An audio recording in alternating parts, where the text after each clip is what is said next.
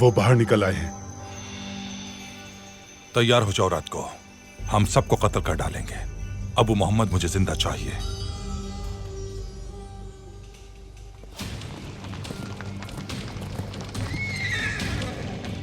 ये उरूज के सिपाही हैं। ये यहां क्यों आए होंगे? खैरियत होगी इंशाअल्लाह।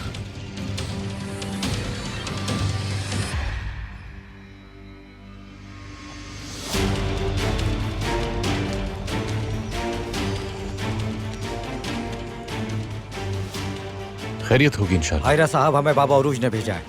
वो यहाँ हमला करने वाले हैं। कौन वो? ये तो उरूज के सिपाही हैं। अचानक ये कहां से नमूदार हो गए?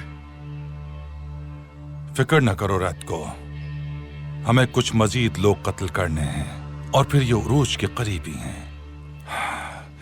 मैं उसका जिगर चीर कर मुझ पर हमला करने की भारी कीमत वसूल करूंगा। कोई ना बचे, सिर्फ अबू मोहम्मद जिंदा चाहिए। हमला करो।